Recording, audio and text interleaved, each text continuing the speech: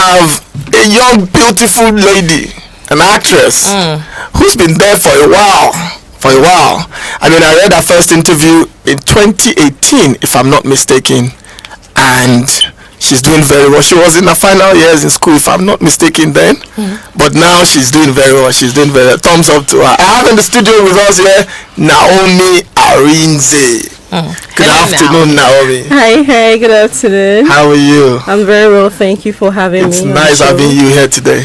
Thank you. How's it been? It's been awesome. It's been great. We've been pushing and striving at the same time, so. Let me tell you the first album. I remember you said, or I read, you said that you were supposed to go for medical. You're supposed to be on the medical line, in the university. Yeah. But you found out that even from your secondary school days, you were more attracted to the arts, despite being in science class. Yes. And your parents were not happy when you got into the university and you went for the arts. That's all. Tell me about all that. This whole thing that parents do, sort out things they want their kids to be in future. My dad was like, okay, I want you to be a doctor, I want your brother to be this, I want your sister to be this, and all that. And while in secondary school, I was like, okay, I want to do what my dad wants me to do. And then my teacher will be like, oh, we don't want beautiful faces here, we want beautiful minds and everything. And when we finished my result, people will be like, how did you pass? I'm like, do I look that dumb that they feel like I can't pass this simple exams and all that? And like, okay, people kept on doubting me. Like, they feel like I'm not supposed to be in the science field. I'm supposed to be like in art or commercial or something like that, because they feel like, okay, this beautiful girl is not supposed to be here, and she loves to have fun. She loves to, if anywhere they are partying, you will see me there. In fact, I was the party planner back then in secondary school. In fact, anything I was because I went to a missionary school to also be. Okay. I don't want to mention that part. Okay. So be like, okay, and I'll say, Father, let me plan it. I know how to do all those things. So when I got to school and I was like, okay, this is not what I want to do. These people are too serious for my liking. They are looking at me like I'm the wayward child. They are looking at me like, okay, what time does she have to read, to study? I was always going to parties or any event. I want to be part of everything happening. I'm like, okay, no. I had to go receipt for JAMB, receipt for WAEC, everything. I had to start all over again. Wow. But my parents, they were not aware of it. They got to know like in my third year or so. Wow. Yeah. Okay. How did they feel? I mean, you literally lived the fake life for them for 3 years. Fake life. they were kind of disappointed, but I'm already there, so they can't do anything. And I just have to tell them that this is what I want to do, and I'm happy doing it. I wouldn't want to do something because I was told to do it. Okay. I'm happy doing this, and I'm good at it. So Okay. yeah. So let's talk about your entry into Nollywood. There's a conversation now that everybody and anyone can parade themselves as a Nollywood actor or actress, and that there should be stricter regulations about entry points into the industry. I mean that if you have to get into the industry, just like doctors or journalists who go to film school, who go to medical school, and schools of media and all that there should be some entry point for Nollywood too. Now, what was your entry point into Nollywood? How did you get into Nollywood? What was the channel that you used? And do you think that there should be stricter regulations about getting into Nollywood? Firstly, I didn't even plan to going into acting or Nollywood. Okay. When people like, oh, you're this, you can act. Why don't you go into acting? I'm like, God forbid, no. Because of the things I was hearing, I'm like, God forbid. So I started out as a model.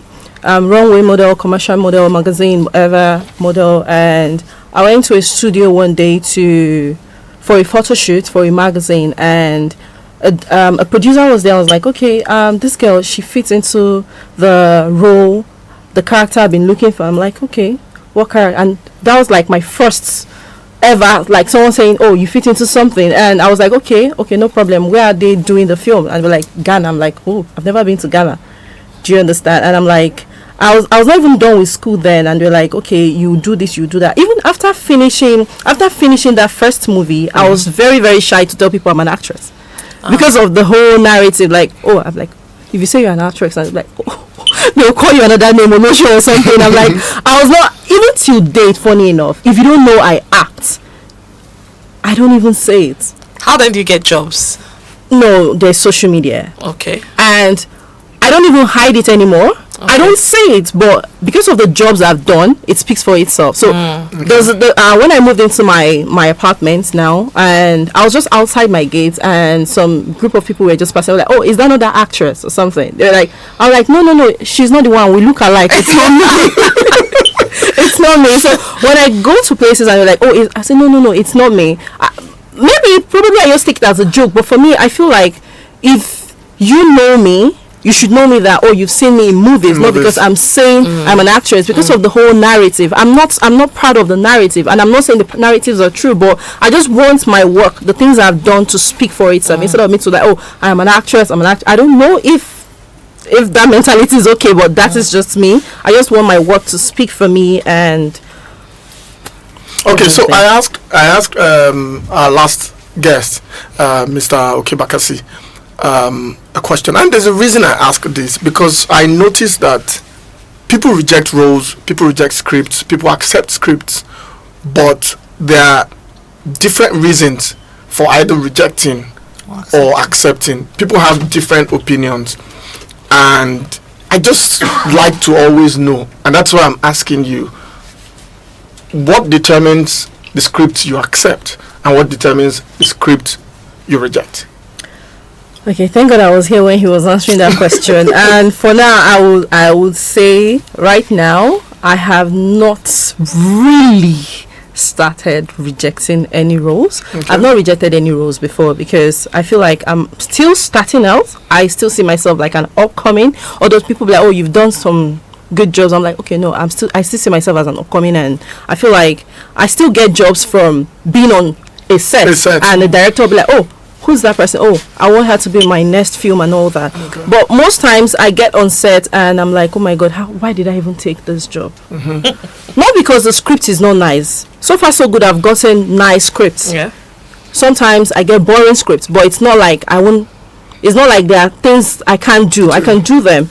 But I get there probably because of the planning, the producer, they are not forthcoming, there's no provision for a lot of things that is supposed to be there. Probably maybe welfare, accommodation, or certain things. They'll be like, oh, bring your this. I'm like, oh my God, why are you guys stressing me? Do you understand? I'll just like regret it, but not like I would have rejected it ahead of time. Because the scripts wasn't that bad. It's just that the people involved are not well coordinated. Okay. So that's just it. That was surprisingly honest, really. But I want to add to that question. You said that sometimes it's not about the script, it's more about the people that you work with. Now, have you ever been on sets, and because you're a beautiful woman, and many times casting directors will want to put you in the role of a fine girl, or a romance scene or something where you have to kiss a male counterpart or something. Have you ever been in a situation where maybe there was a kiss in a scene, and there was sort of a mouth or body odor, and you had to deal with something as unpleasant as that? How did you handle it? We deal with Especially because you said that you haven't rejected scripts yet. Yeah, I actually deal with that all the time. I wanted to say we, but I said let me speak for myself. I actually deal with that all the time, because you go on set, and I'm not trying to bring down anybody, but it's either the crew members, I don't want to say this, but the crew members, they need to take proper care of themselves. And most of the actors, they don't understand that it's not just about rushing from home. When you get on set, there are certain things you eat that can spike certain odor. It's not like you have mouth odor. That's why you need to have gum, you need to have sweets, you need to even have spare toothbrush and toothpaste in your. But I think probably because there's no school for that. Okay, when they say acting school, acting film, whatever, they're like, okay, they just teach you how to act. They just teach you, okay, this is how you, but they don't teach you the preparations you need to do before you get on set, and what you also need to do while you're on set, so that at least you don't discomfort your fellow actors or actresses, you understand? So, but those things are things that you need to also do your personal findings on. You don't need to let people teach you. So I get to see that all the time, and most times I just call the person aside. I always have gum in my bag. I just like, oh my guy, what's up? Hi, do you want some gum? I offer. Because by the time you see me chewing my own, I chew my gum very loud, so that in case anybody wants, they'll be forced to like, oh, they're like. There was a time I was chewing my last job. I was chewing gum so loud, and like this way Pretty Woman was chewing hers in that movie. Okay. I'm like, people like, who is that? I said, do you want some? Do you want some? Do I offer gum on set, not because I'm trying to be, but I don't want any uncomfortable smell. I just want everybody to smell nice and have fresh breath. So if you say you've never rejected a role, if someone approaches you with a role that would come with nudity, would you take? I don't know why people are always asking that to actors and actresses. And you know, when they say acting is a lot of things. You need to be a lot of presence in this life, in the acting world. So for me, I'm not just going to go by, if someone says, take act nudity, because definitely there's going to be a reason for that nudity to be there. You understand? Yes. So when I read the script and I'm like, okay, this reason makes sense for, I don't know if anybody has seen Django or something. Kerry Washington. Yeah. She. Yes, do you understand? You see, that was necessary because she was supposed to be buried alive or something, or she was put in a cage without any clothes or something. Now, that's nudity, right? Now, if I were to play something like that, I'm like, oh no, I have to wear clothes. I'm like, do I know better than the writer? Do I know better than the director?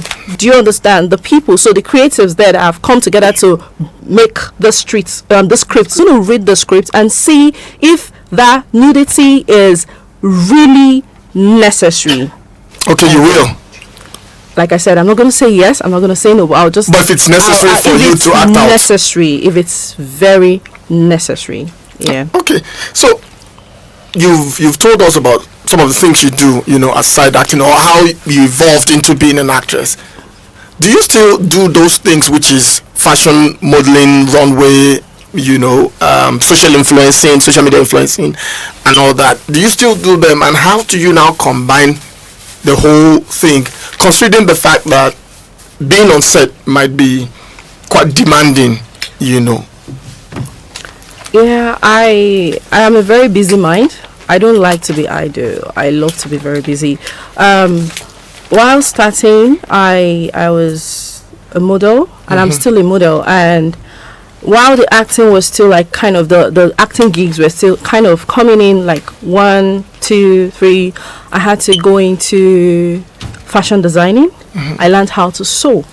Not just that, I also learned how to do makeup. So you can call me up.